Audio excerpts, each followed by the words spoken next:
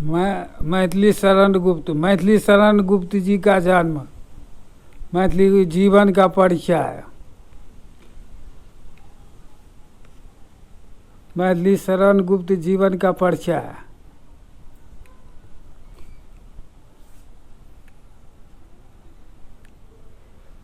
जीवन परिचय रचना एवं प्रमुख पंक्तियां मैथिली शरण गुप्त जी की अंतिम महत्वपूर्ण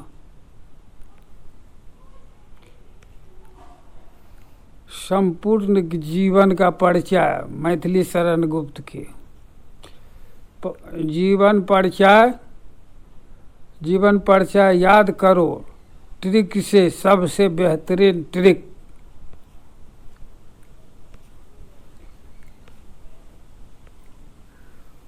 मैथिली शरण गुप्त के संपूर्ण जीवन परिचय हिंदी में। जीवन परिचय ऐसे लिखे जीवन परिचय। मैथिली शरण गुप्त झांसी में सन 1886 में उनके पिता सेठ रामचरण मैथिली शरण गुप्त के व्यक्तित्व और कृत्य कवि परिचय भाग 2। मैथिली शरण गुप्त यशोधरा। मैथिली शरण गुप्त के परिचय महाकाव्य व्याख्या विश्लेषण।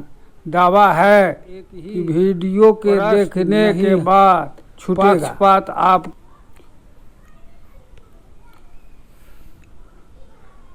नाम मैथिली शरण गुप्त। जन्म 3 अगस्त सन। जन्म स्थान चिरगांव झांसी में।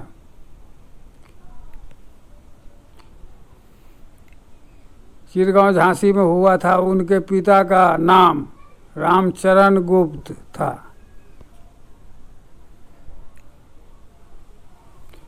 तीन अगस्त 1800 साहित्य के इतिहास में खड़ी मैथिली शरण गुप्त जीवन परिचय हिंदी।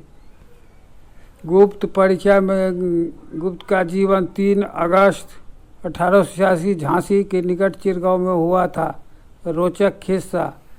मैथिली शरण गुप्त का जीवन परिचय मात्र 2 मिनट में याद। देखिए कितना मैथिली शरण गुप्त की कहानी है। देखिए मैथिली शरण गुप्त का जीवन 3 अगस्त 1886 में पिता सेठ रामचरण कनकने और माता काशीबाई के तीसरी संतान के रूप में उत्तर प्रदेश में झांसी के पास चिरगांव में हुआ। माता और पिता दोनों वैष्णव थे। विद्यालय में खेल कूद में अधिक ध्यान देने के कारण पढ़ाई अधूरी रह गई।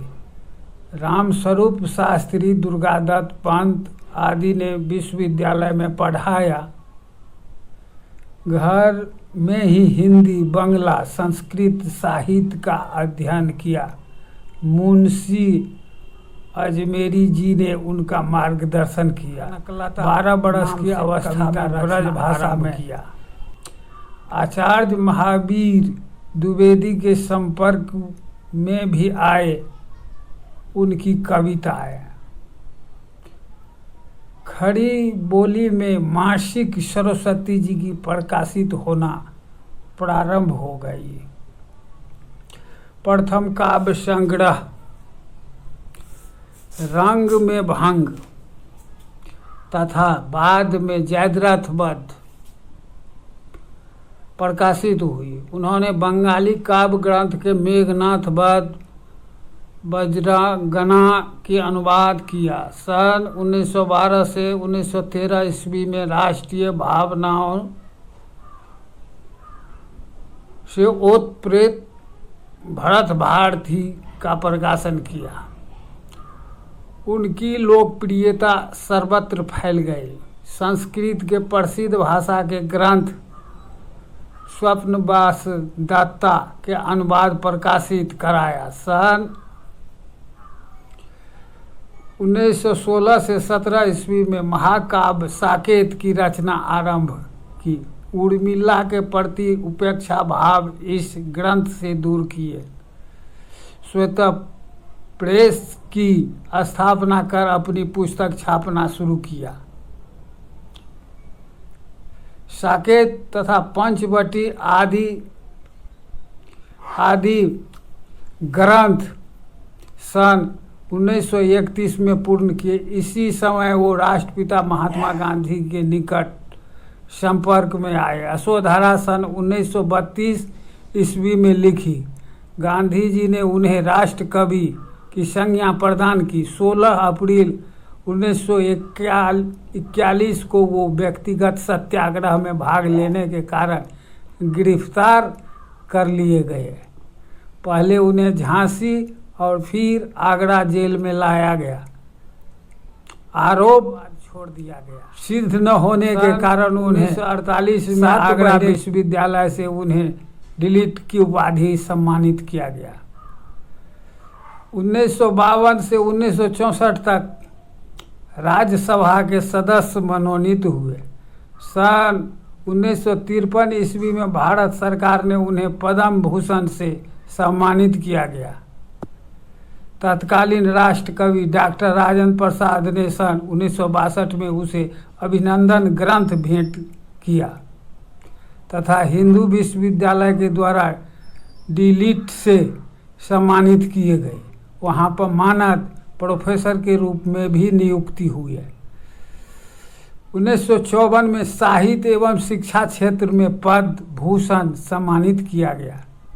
चिरगांव में उन्होंने 1911 में साहित्य सदन नाम से स्वयं फ्रेंच शुरू की और झांसी में 1954 में 55 में मानस मुद्रण की स्थापना की। इसी वर्ष प्रयाग में सरस्वती स्वर्ण जयंती समारोह में आयोजन हुआ। जिसकी अध्यक्षता में गुप्त जी ने की। सन 1963 में अनुज सियाराम शरण गुप्त के निधन पर अनपूरणीय आघात पहुंचाया। 12 दिसंबर 1964 ईस्वी को दिल की दौरा पड़ा और साहित्य का जगमगाता तारा अस्त हो गया। 78 वर्ष की आयु में काव्य गीत, 2 महाकाव्य आदि लिखी। 19 उनके काव्य में राष्ट्रीय चेतना, धार्मिक भावना और मानवीय उत्थान प्रतिबिंबित है। भारती के 3 खंड देश के अतीत, वर्तमान और भविष्य के चित्रित है। वे मानववादी, नैतिक और सांस्कृतिक काव्य धारा के विशिष्ट कवि थे।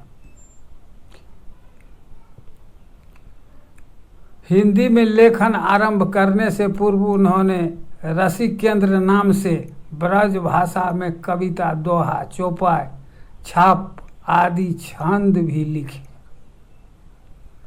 ये रचना 1904 से 5 के बीच में वैश्योपारक कारक, कलकत्ता, वेंकटेश्वर, बम्बई और मोहनी कन्नौज जैसी पत्रिका में प्रकाशित हुई। उनकी हिंदी में लिखी कृतियां इंदु, प्रताप, प्रभा जैसी पत्रिका में छपती रही।